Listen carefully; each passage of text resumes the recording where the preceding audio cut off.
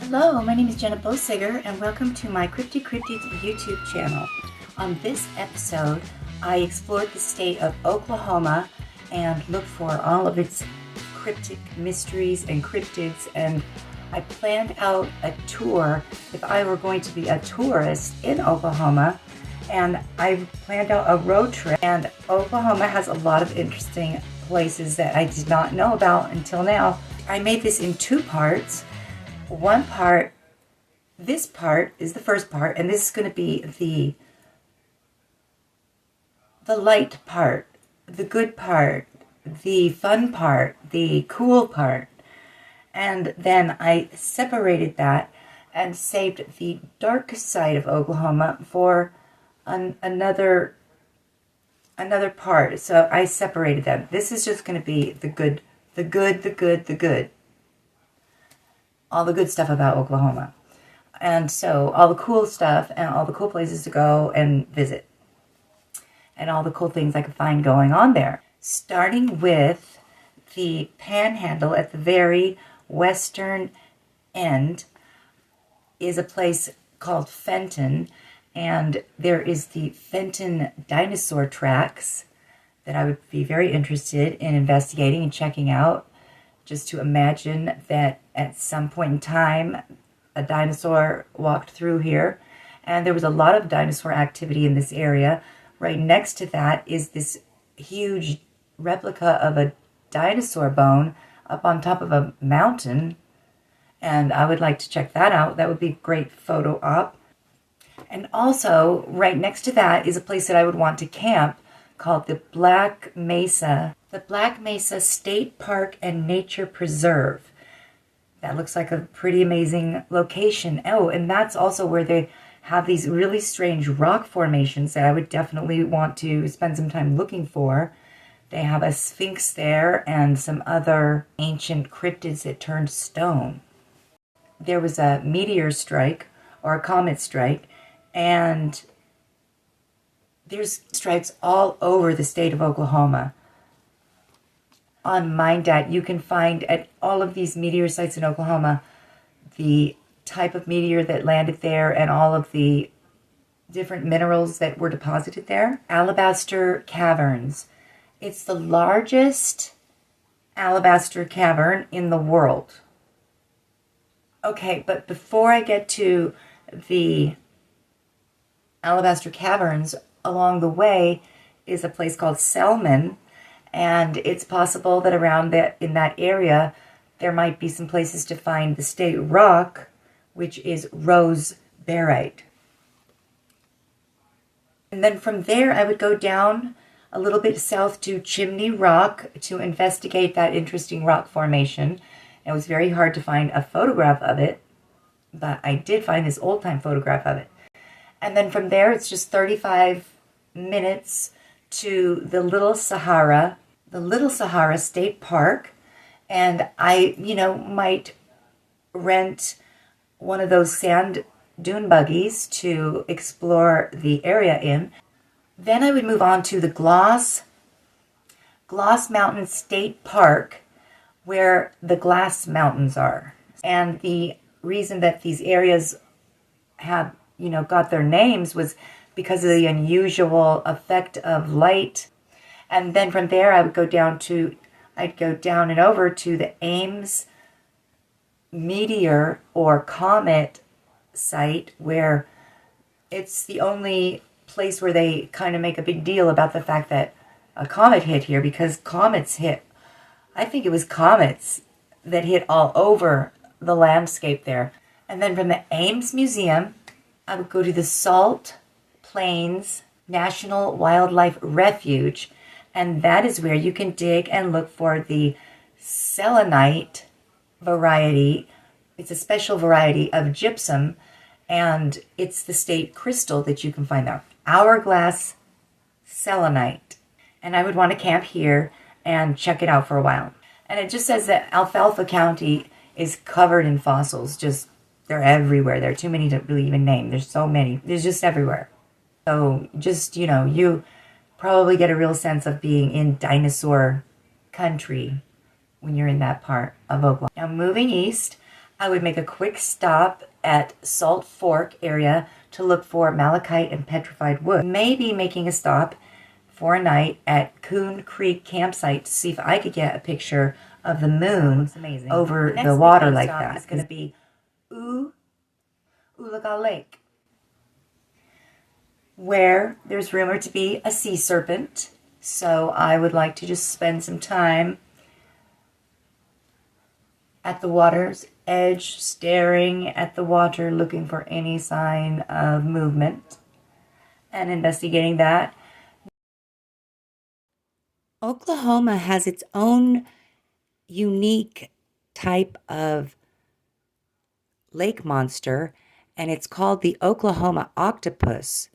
And what's interesting about it is that it's been reported in 3 different lakes across Oklahoma. Not just the Oologah Lake, but also Ten Killer Lake and Thunderbird Lake. There are a lot of snakes and vipers and sea snakes in Oklahoma. Judging from this fossil that was found in Oklahoma, it's very possible that there is some sort of octopus lake monster. Not to mention, down at the southern tip of this lake, there are several mound sites that I would like to check out and investigate as well. So I would camp here for a little while.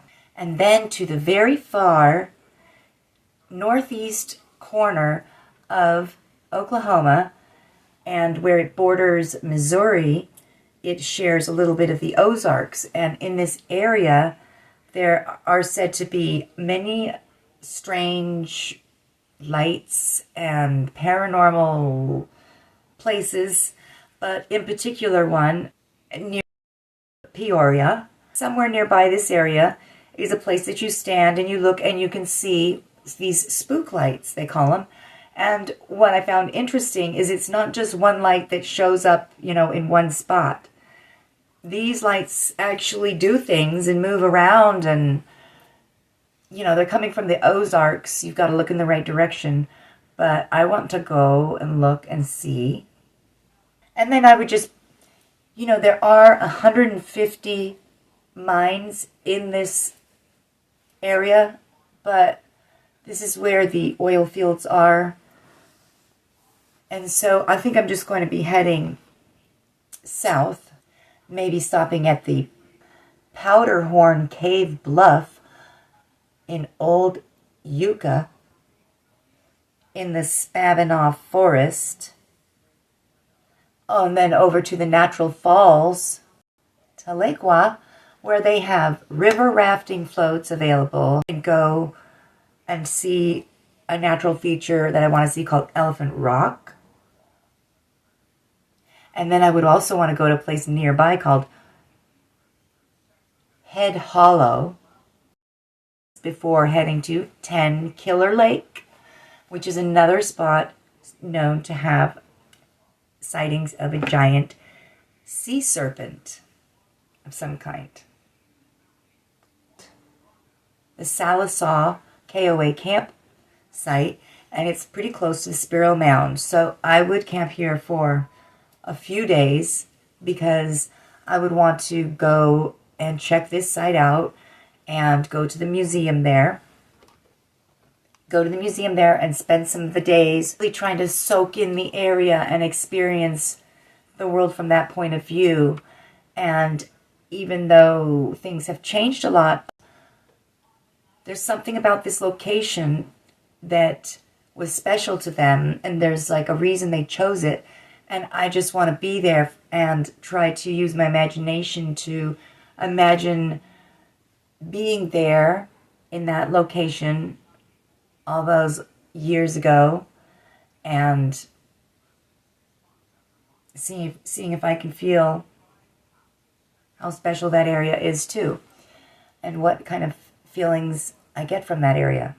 I want to know a lot more about Sparrow Mounds and the Mound Builder civilization, which this was a very important site and location. Very important. I mean, the artifacts that came out of here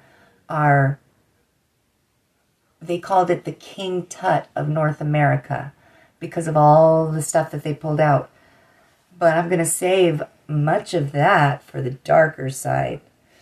But on the lighter side, wow, what an amazing place, really. And after moving directly right under the Spiro Mound site, which, is it a coincidence or isn't it, is the hottest hotspot, LaFleur County, next to McCurtain County, and which both are completely on fire when it comes to Bigfoot sightings or hairy man sightings. Wild hairy man sightings. They're really profiting off of the tourism that's coming there just for keeping that place wild, like me. That's why I'm going there. I want to get my Bigfoot salt and pepper shakers at one of those gift shops in Honobia or Broken Bow, because I'll be hitting them both up.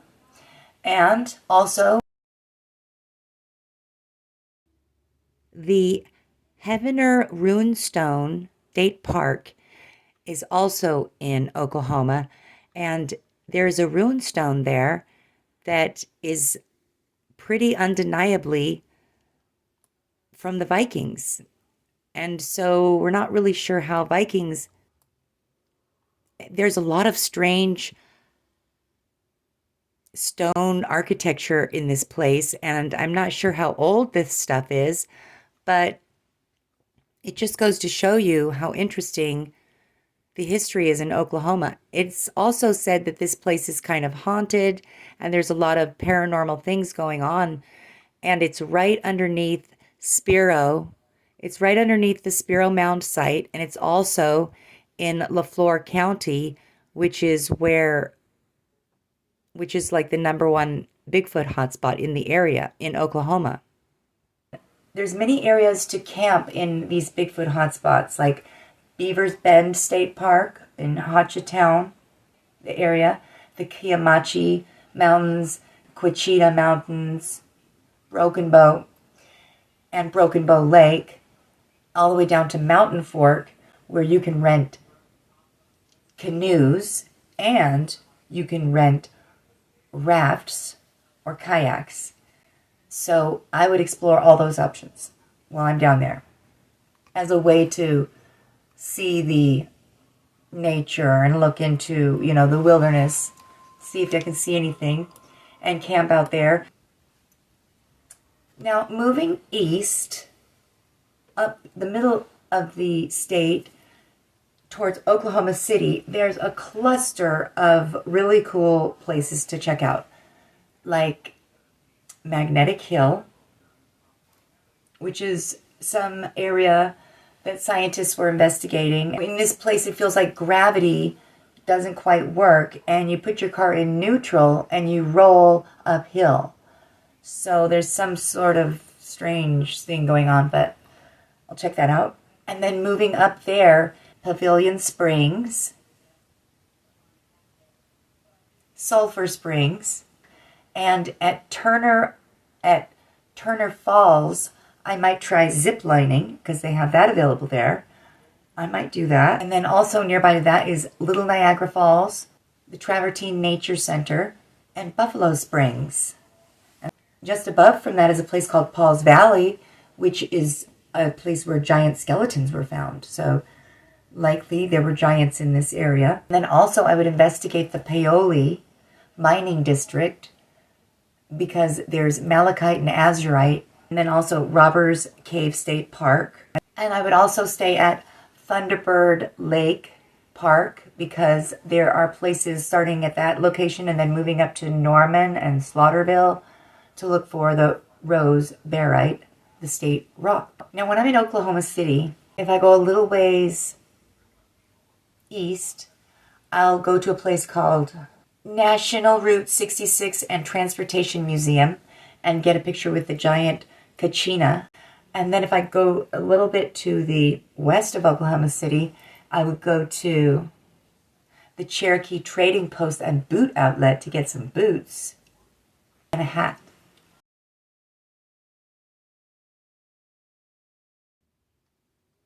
Another great museum I would go to is the Museum of Osteology. I would also go to this early man museum, and there's some sort of huge mound site there, but I'm not exactly sure because the site has just recently opened to the public. So I'm curious about what they have going on there. And also the Red River Museum. I would want to go to that too. I would check out the south end of Quartz Mountain and camp there maybe, and look for the government mine, which has azurite and malachite as well. And then I read that the Colony meteorite site contains, for example, a small number of ancient refractory spinal-rich hibonite-rich inclusions from the earliest epochs of our solar system formation within its micromineralogical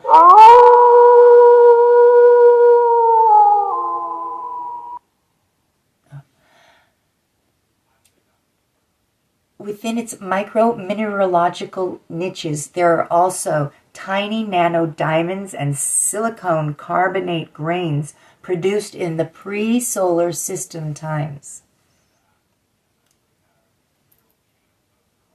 I don't know what that would look like if you found it, but that's pretty interesting.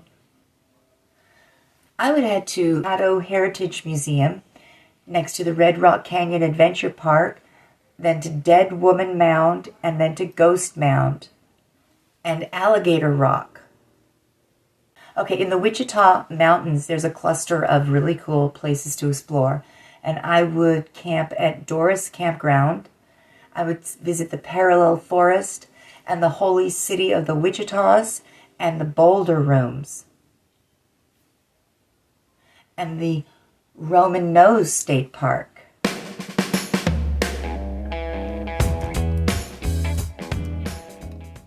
And I think that about sums it up for my tour of Oklahoma, which would be really cool, really amazing, and really fun, and full of great photo ops. And I'm also excited to put together the pieces of the darker side of Oklahoma, because I did find some very, very interesting things about Oklahoma. Very interesting. And so if you're interested in that, don't forget to hit the subscribe if you haven't already, and the like for this video. And until next time, bye!